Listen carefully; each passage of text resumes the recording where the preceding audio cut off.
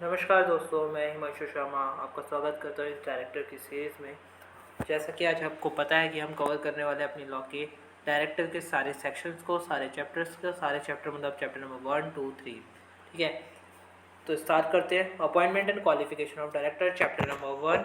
देखिए, थोड़ा आपको बता दूँ कि हर पॉइंट हम कवर करेंगे जो भी इंपॉर्टेंट होगा, और मैक्सिमम हम सब कवर करेंगे। ठीक है, तो स्टार्ट करते हैं सेक्शन नंबर हमारा 149 से। 149 से पहले बस एक डेफिनेशन है, हम उसको हम समझ लेते हैं।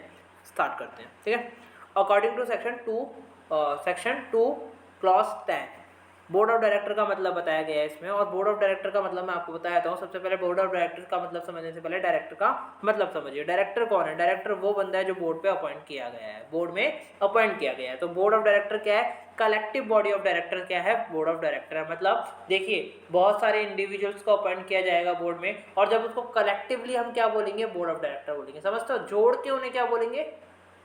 बोर्ड ऑफ डायरेक्टर बोलेंगे। यहाँ तो समझ में आता है? ठीक है, यही लिखा हो, यही बात लिखी हुई है।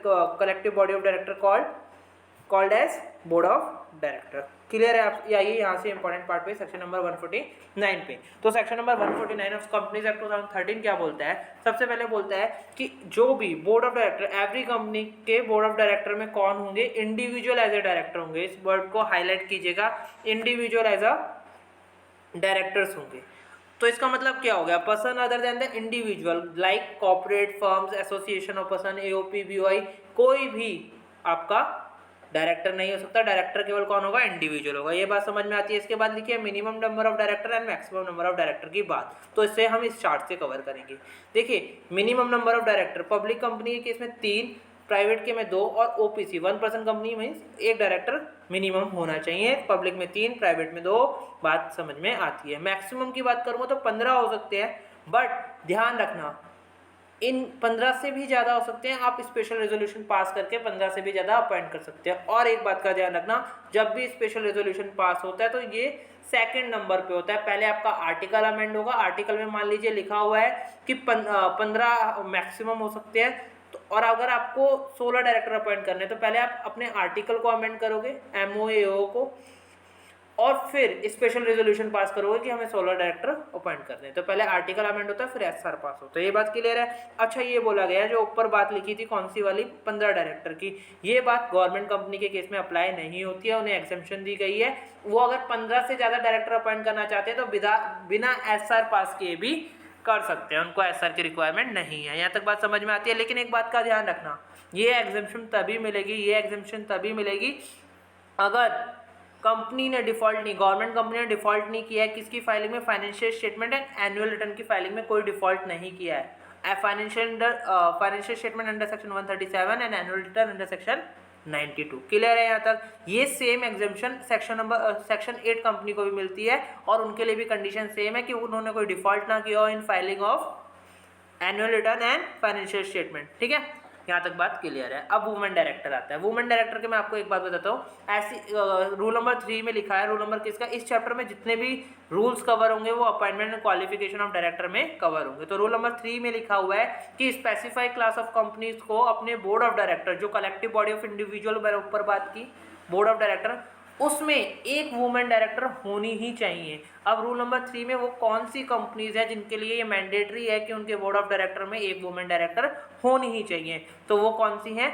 Following class of companies are appoint at least 1 women director every listed company, हर listed company, and every other public company जिसकी paid up share capital 100 crore या उससे ज़्यादा है और टर्न ओवर उसका 300 करोड़ से ज़्यादा है। तो मेरे साथ बोलेंगे listed company, other public company, 100 crore से पेड अप कैपिटल, 100 करोड़ या उससे ज़्यादा पेड अप शेयर कैपिटल है, या फिर टर्नओवर 300 करोड़ या उससे ज़्यादा का है। यहाँ तक बात समझ में आती है? अब मेरी बात सुनना, अगर मान लीजिए जो अगर कोई नई कंपनी है और अभी इनकॉर्पोरेट हुई है, और वो इनकॉर्पोरेट होते ही ना वो इन कंडीशन में फॉल हो गई, या तो वो लिस्टेड कंपनी है, ठीक है, या उसका पेड अप शेयर कैपिटल ज़्यादा है 100 करोड़ या उससे, तो उस कंपनी को अपने इनकॉर्पोरेशन की डेट से 6 महीने के अंदर इस सेक्शन को अप्लाई करना पड़ेगा। इसका मतलब क्या हो गया? वुमेन डायरेक्टर को 6 महीने के अंदर इस सेक्शन के साथ उन्हें अपनी इस कंडीशन को फुलफिल करना पड़ेगा। यहाँ तक बात समझ में आता है? इसके बाद आती है कि filing of intermediate vacancy. Vacancy को वुमेन डायरेक्टर की कैसे भरना है? जब हुई उससे नेक्स्ट बोर्ड मीटिंग जो है मान लीजिए अगस्त में हुई और आपकी नेक्स्ट बोर्ड मीटिंग मान लीजिए अक्टूबर में है या कभी भी है, आपको नीचे एक एग्जांपल दिया उसे पढ़ना है आपको ढंग से, ठीक है। तो next board meeting, immediate next board meeting और 3 month from the date of such vacancy, इस लाइन को ध्यान रखना, इमीडिएट नेक्स्ट बोर्ड मीटिंग और 3 month from the date of such vacancy whichever is later, later को ध्यान रखना भाई, लेटर, अर्लियर नहीं है यहाँ, लेटर है, ठीक है। रेजिडेंट डायरेक्टर क्या होता है, देखो सिंपल सी बात बोली है, जो बोर्ड ऑफ डायरेक्टर में जितने तुम्हारे इंडिविजुअल थे ना उसमें से एटलीस्ट वन डायरेक्टर, कम से कम एक डायरेक्टर कौन होना चाहिए, रेजिडेंट डायरेक्टर होना चाहिए। और रेजिडेंट का मतलब आप लोगों को बहुत अच्छी तरह पता है, जो बंदा not less than 182 days India में ड्यूरिंग द फाइनेंशियल ईयर है, प्रीसीडिंग फाइनेंशियल ईयर नहीं है, ड्यूरिंग द फाइनेंशियल ईयर है, इस बात को ध्यान रखना। जिन बातों को ध्यान रखना है मैं अलग से हाईलाइट कर रहा हूँ, ठीक है। ड्यूरिंग द फाइनेंशियल ईयर है, प्रीसीडिंग फाइनेंशियल ईयर नहीं है यहाँ पे, ठीक है। इंडिपेंडेंट डायरेक्टर अभी सेक्शन 149(4)(5) पढ़ेंगे तो हम बहुत डिटेल में पढ़ेंगे वहाँ पे, तो इसको मैं अभी कवर नहीं कर रहा हूँ। इंटरेस्टेड डायरेक्टर वो डायरेक्टर है जिसने बोर्ड ऑफ डायरेक्टर को बनाया है, ध्यान रखना, जिसने बोर्ड ऑफ डायरेक्टर को बनाया है, समझते हो, वो बंदा जिसने उसको बोर्ड ऑफ डायरेक्टर के जो लोग आए हैं उनको बनाया, उसकी कलेक्टिव बॉडी को बनाया है। एक बात का ध्यान रखना, इंटरेस्टेड डायरेक्टर कंपनी के ट्रांजैक्शंस ऑपरेशंस में इंटरेस्टेड होता है, उसे फर्क पड़ता है। मतलब अगर मैं शॉर्ट में कहूँ तो ये कौन है, ये है मालिक आदमी, ठीक है।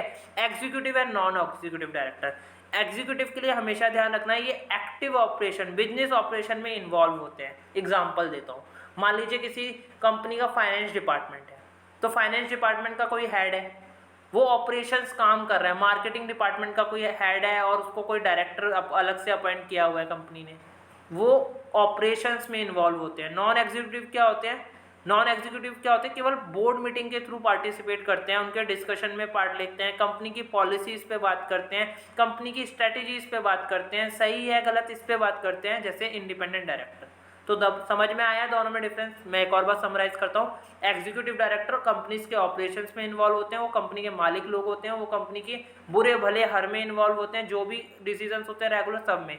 लेकिन नॉन एग्जीक्यूटिव डायरेक्टर केवल वो डायरेक्टर होते हैं जो केवल बोर्ड मीटिंग के थ्रू पार्टिसिपेट करते हैं और पॉलिसी और स्ट्रेटेजीज पे बात करते हैं, ठीक है। अब मैं आ गया हूँ 1.33 के बिल्कुल पेज नंबर पे, आप भी आ जाइए क्योंकि 149 वहाँ पे ख़त्म नहीं हुआ है। इसके 1.33 पेज में एंड में आइए और एंड में यहाँ से होता है इंडिपेंडेंट डायरेक्टर स्टार्ट, ठीक है। अब मेरी बात ध्यान से सुनना जो मैं बोलूँ। देखिए सबसे पहले नंबर ऑफ इंडिपेंडेंट डायरेक्टर की बात लिखी हुई है, तो सबसे पहले आप number of independent director listed company के केस में टोटल नंबर का 1/3 डायरेक्टर क्या होंगे, इंडिपेंडेंट डायरेक्टर होंगे। दोबारा बोल रहा हूँ, टोटल नंबर ऑफ डायरेक्टर का 1/3 क्या होने चाहिए, इंडिपेंडेंट डायरेक्टर होने चाहिए। अगर कोई भी फ्रैक्शन आता है 1/3 में, मान लीजिए आपने 1/3 किया टोटल नंबर का और आता है आपके पास 1.25, तो ये इसको आप क्या मानोगे, 2 मानोगे। मतलब जो भी फ्रैक्शन आएगा उसको राउंडेड ऑफ एज 1 करना है, यहाँ नोट दिया हुआ है। अदर पब्लिक कंपनी के लिए रूल नंबर 4 लाया गया और रूल नंबर 4 में लिखा गया कि at least prescribe class of company को at least 2 director as a independent director appoint करने पड़ेंगे, ठीक है। तो वो प्रेस्क्राइब क्लास ऑफ कंपनी मेरे साथ बोलेंगे क्या है, पहले मैं आपको बताता हूँ, 10, 100, 50, याद रखिएगा 10, 100, 50, ठीक है। All the public company which have paid up share capital of 10 crore rupees और मोर, पहला तो पेड अप शेयर कैपिटल कितना, 10 करोड़ और मोर।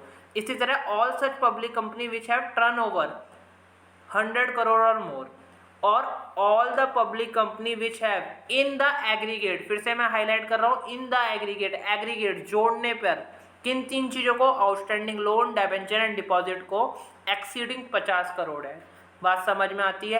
100 paid up share capital 10 crore, turnover 100 crore और मोर, और aggregate outstanding loan, debenture, deposit 50 crore और मोर, ठीक है। Requirement of higher number of director, इसमें सिंपल सी बात बोली गई है। देखो रूल नंबर 2 में बोला गया है कि 2 रखने हैं, लिस्टेड कंपनी को अलग से बोला गया कि 1/3 of total number of director आपके इंडिपेंडेंट डायरेक्टर होना चाहिए।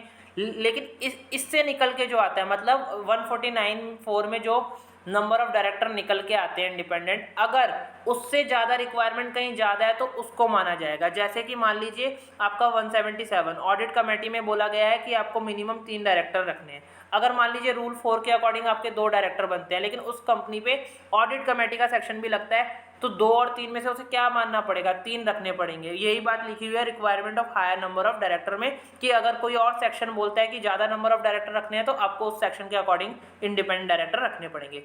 फिर से वैकेंसी की बात आती है और वही सेम लाइन लिखी हुई है, इमीडिएट नेक्स्ट बोर्ड मीटिंग और 3 month whichever is 3 month from the such vacancy whichever is later. Clear है।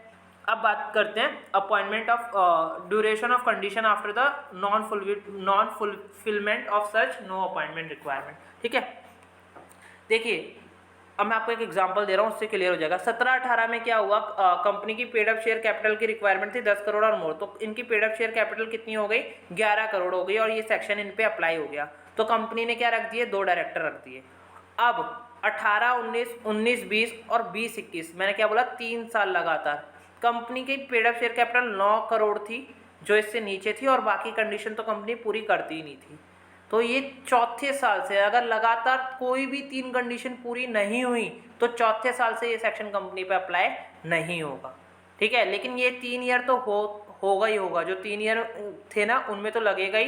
लेकिन अगर 3 ईयर तक कोई कंडीशन जो रूल नंबर 4 में लिखी है वो पूरी नहीं होती है तो ये वो कंपनी इस सेक्शन से बाहर हो जाएगी और उसको इंडिपेंडेंट डायरेक्टर रखने की जरूरत नहीं है। तो रिक्वायरमेंट क्या हुई, 3 साल तक कोई भी कंडीशन पूरी ना हो एक बार होने के बाद। ठीक है, अब आगे लिखा हुआ है कि अगर कोई जो भी ऊपर जो भी फिगरें बोली हुई हैं, turnover, loan, paid up share capital, आपको लास्ट ऑडिटेड फाइनेंशियल स्टेटमेंट के अकॉर्डिंग लेनी है। ठीक है, ऐसे ही वुमेन डायरेक्टर के केस में जो 100 और 300 की लिमिट थी वो भी लास्ट ऑडिटेड फाइनेंशियल की देखनी थी हमें। ठीक है, exempt class of unlisted public company, देखो रूल नंबर 4 में बोला गया अदर पब्लिक कंपनी के ये लिमिट है, लेकिन उन कंपनीज में से भी ना कुछ कंपनी को बोल दिया गया कि उन पे तो ये लगेगा ही नहीं। तो वो कौन सी अदर अनलिस्टेड पब्लिक कंपनी है, ज्वाइंट वेंचर्स पे ये नहीं लगता है सेक्शन।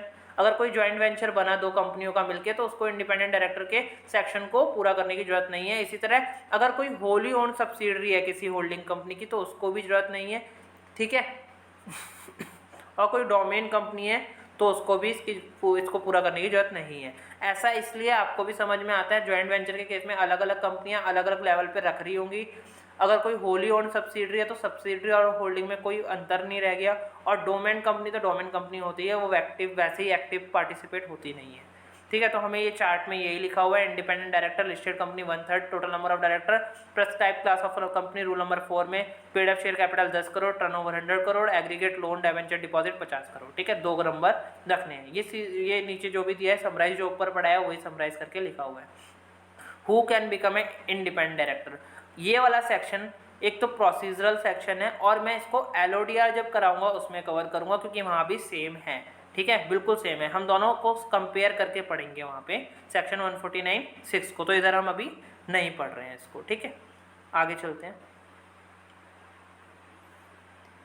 ठीक है, आइए सेक्शन नंबर 149(7) पे। देखिए बहुत सिंपल सी बात लिखी है कि एवरी इंडिपेंडेंट डायरेक्टर को ना बताना पड़ेगा कि जो 149(6) में कंडीशंस दी हुई है ना मैं फुलफिल करता हूँ और मैं एलिजिबल हूँ एज अ इंडिपेंडेंट डायरेक्टर बनने के लिए। और ये कब कब बताना पड़ेगा, पहली बोर्ड मीटिंग जिसमें वो एज ए डायरेक्टर पार्टिसिपेट कर रहा है। जैसे मान लीजिए मैं इंडिपेंडेंट डायरेक्टर बना, ठीक है, मैं अपॉइंट हो गया और कल पहली मीटिंग है, तो मुझे बताना पड़ेगा कि मैं 149(6) में लिखी सारी बातों को फुलफिल करता हूँ और मैं एलिजिबल हूँ इंडिपेंडेंट डायरेक्टर बनने के लिए। ठीक है, देयर आफ्टर हर साल 4 बोर्ड मीटिंग होना कंपलसरी है। ठीक है, इससे ज़्यादा भी कर सकते हो, लेकिन हर साल हर फाइनेंशियल ईयर में जो पहली मीटिंग होगी उसमें भी इस बंदे को बताना पड़ेगा कि मैं 149 सब सेक्शन 6 में जितनी कंडीशन लगी है लिखी हुई है उन सबको पूरा करता हूँ, जितनी रिस्ट्रिक्शन है उन सबके साथ मैं पूरा करता हूँ और मैं एलिजिबल हूँ इंडिपेंडेंट डायरेक्टर। अगर कोई भी चेंज होता है किसी भी सर्कमस्टेंसेज में तो भी उसको बताना पड़ेगा। जैसे मान लीजिए कंपनीज के ऑनर्स बदल गए या कंपनी के बिजनेस में कोई चेंज है, ऐसे तो उसके बाद भी उसको बताना पड़ेगा कि मैं 149(6) में लिखी सारी कंडीशन को पूरा करता हूँ। कोड ऑफ इंडिपेंडेंट डायरेक्टर, देखिए जैसे हम CA लोग हैं, हमारी भी प्रोफेशनल एथिक्स होती है, उसमें भी हमारे कोड ऑफ कंडक्ट दिए गए हैं। कोड ऑफ कंडक्ट कुछ और नहीं होता है, केवल ये बताया जाता है कि आपके क्या सिद्धांत है जिन पे आप काम करोगे। ऐसे इंडिपेंडेंट डायरेक्टर के कुछ सिद्धांत होते हैं। रेम्यूनरेशन ऑफ इंडिपेंडेंट डायरेक्टर, इसमें ये बोला गया है सिंपल सी बात कि इंडिपेंडेंट डायरेक्टर को कोई भी स्टॉक ऑप्शन शेयर्स नहीं दे सकते आप एज ए रेम्यूनरेशन। ठीक है, आप उन्हें क्या क्या दे सकते हो, 197(5) में मतलब सिटिंग फीस दे सकते हो, रीइंबर्समेंट ऑफ एक्सपेंस दे सकते हो, अगर उन्होंने वो बोर्ड मीटिंग में आए या अदर मीटिंग्स में आए और उनके कोई खर्चे हुए तो उनका रीइंबर्समेंट दे सकते हो। और प्रॉफिट में कोई प्रॉफिट रिलेटिंग टू कमीशन है तो जो अप्रूव की थी मेंबर ने, देखो इंडिपेंडेंट डायरेक्टर जब सिलेक्ट हुआ था तो मेंबर्स ने वोट डाले थे, तो उस टाइम पे कुछ एग्री हुआ होगा कि इतना परसेंट एज ए प्रॉफिट का इतना परसेंट एज ए कमीशन जाएगा, तो वो भी उन्हें मिल सकता है। लास्ट बात लिखी है टेनवेयर की, मैं इसको आपको समझा देता हूँ बहुत एक अच्छे एग्जाम्पल के साथ। देखो एक ना आप कहीं रहते हो, आप एक हॉस्टल में रहते हो और हॉस्टल में रूल ये है कि आपको 2 टाइम खाना मिलेगा, 2 टाइम खाना मिलेगा और उन 2 टाइम में ना आप ना एक टाइम पे, मान लीजिए अगर एक दोपहर में एक शाम को, एक टाइम में आप 5 रोटी खा सकते हो, मैक्सिमम 5 रोटी, ठीक है। अगर आप 3 भी खाते हो ना तो हम ये नहीं कि आपकी शाम की रोटी में उसको जोड़ देंगे और शाम को आपको 7 रोटी दे देंगे, आपको शाम को भी 5 ही मिलेगी। अगर आपने 3 खाई है वो आपकी मर्जी है। तो इस सेक्शन को आप ऐसे ही समझोगे जैसे मैंने आपको एग्जांपल दिया। तो इसमें यही बोला गया कि एक इंडिपेंडेंट डायरेक्टर एक 5 कॉन्जिक्यूटिव ईयर के लिए अपॉइंट हो सकता है और वो मैक्सिमम 2 टर्म के लिए अपॉइंट हो सकता है। कूलिंग पीरियड 3 साल का होगा, ठीक है। उन 3 साल में वो कंपनी में किसी भी पद में कैसे भी डायरेक्टली और इनडायरेक्टली किसी भी तरह से कंपनी के रिलेशन में नहीं आएगा, काम नहीं करेगा, कैसे भी कंपनी के रिलेशन में नहीं होगा, ठीक है। अपॉइंट हो सकता है, रीअपॉइंट हो सकता है, मैंने बताया 2 टर्म के लिए, मतलब 2 टर्म के लिए अगर अपॉइंट हो सकता है तो वो रीअपॉइंट हो ही गया, मतलब एक तरह से एक टर्म के बाद दूसरे टर्म के लिए भी रीअपॉइंट हो सकता है, ठीक है। अगर मान लीजिए एक इंपॉर्टेंट बात लिखी है बहुत ध्यान से कि अगर कोई बंदा दूसरे टर्म के लिए अपॉइंट किया गया है तो उसको केवल स्पेशल रेजोल्यूशन के थ्रू ही हटाया जा सकता है उस दूसरे टर्म में। क्योंकि यार अब खुद सोचो, जिस बंदे को आपने दूसरी बार के लिए अपॉइंट किया अपनी राजी से, उसको हटाना पड़ रहा है, ऐसे क्या हालात आ गए, ठीक है। तो इसमें यही सब बातें लिखी हुई है कि 2 टर्म मैक्सिमम, और एक नीचे क्लैरिफिकेशन जो दी है मैंने अभी आपको एग्जांपल दिया हॉस्टल वाला, 2 टाइम खाना मिलेगा, एक टाइम में आप 5 मैक्सिमम रोटी खा सकते हो। अगर कम भी खाओगे, मान लो आपने 3 रोटी खाई तो हम उसको 1 काउंट करेंगे। तो 2 टर्म का मतलब 10 साल नहीं है, 2 टर्म का मतलब है अगर कोई टर्म 5 साल से कम का भी हुआ ना तो उसे 1 मानेंगे। आप पहले टर्म में 3 साल के लिए अपॉइंट हुए तो ऐसा नहीं है कि दूसरे में आप 7 साल के लिए अपॉइंट हो जाओगे, आप दूसरे में भी 5 ही हो गए, टोटल मिला के 8 हुए, जो कि 10 नहीं है, लेकिन तब भी इनको 2 टर्म माना जाएगा, ठीक है। लायबिलिटी में लिखा हुआ है, बहुत सिंपल सी बात है, इसमें इंपॉर्टेंट नहीं है कि ऐसा कोई भी एक्ट जो इंडिपेंडेंट डायरेक्टर की नॉलेज से हुआ है, उनके ओमिशन से हुआ है, वो टास्क उसे असाइन था तब भी उसने गलती की है तो उसके लिए वो लायबल होगा, ठीक है। रिटायरमेंट बाय रोटेशन, सेक्शन 152 जो अभी हम पढ़ेंगे, रिटायरमेंट बाय रोटेशन के प्रोविजंस किस पे, इंडिपेंडेंट डायरेक्टर पे नहीं लगते हैं। लास्ट पॉइंट लिखा है independent director and nominee director. Independent director और नॉमिनी डायरेक्टर भी इंडिपेंडेंट डायरेक्टर होते हैं, लेकिन ये दोनों एक दूसरे से अलग कैसे हैं। नॉमिनी डायरेक्टर ना किसी चीज़ को सेफगार्ड करने के लिए अपॉइंट किया जाता है, इंडिपेंडेंट डायरेक्टर ऐसा नहीं होता है। Independent director as a company whole सारी पॉलिसी स्ट्रेटजी को देखने के लिए बनाया जाता है। मान लीजिए किसी कंपनी ने मान लो एक बैंक ने किसी कंपनी को लोन दिया, तो उस लोन की एग्रीमेंट में एक कंडीशन थी कि बैंक अपना कोई बंदा आपके बोर्ड ऑफ डायरेक्टर में अपॉइंट करेगा कि ये देखने के लिए कि कंपनी के ऑपरेशन स्मूथ चल रहे हैं और सही चल रहे हैं और कल को वो अपना पैसा रिकवर कर पाएंगे। तो देखो नॉमिनी डायरेक्टर इंडिपेंडेंट डायरेक्टर था इसमें, लेकिन सेफगार्ड के लिए था केवल, ठीक है, और वो किसी पर्टिकुलर ऑब्जेक्टिव के लिए था। तो समझ के क्या डिफरेंस है इंडिपेंडेंट डायरेक्टर और नॉमिनी डायरेक्टर में, यही सब लिखा हुआ है, आप पढ़ोगे तो आपको मिल जाएगा। एक बात का ध्यान रखना, सेक्शन नंबर 149 सब सेक्शन 4, 5, 6, 7, 8, 9, 10, 11 ये किस पे नहीं लगते हैं। सेक्शन नंबर 8 कंपनीज पे एग्जाम्पशन दी गई है, लेकिन ध्यान रखना फिर वही घुमा फिरा के बात आती है कि ये एग्जाम्पशन तभी मिलेगी अगर इन्होंने डिफॉल्ट ना किया हो किसमें, filing of financial statement and annual return under section 137 and 92। इसी के साथ हमारा सेक्शन 149 खत्म होता है। ये बहुत बड़ा सेक्शन था, बाकी सेक्शंस में इतना टाइम नहीं लगेगा। And thank you so much, bye bye, अपना ख्याल रखें।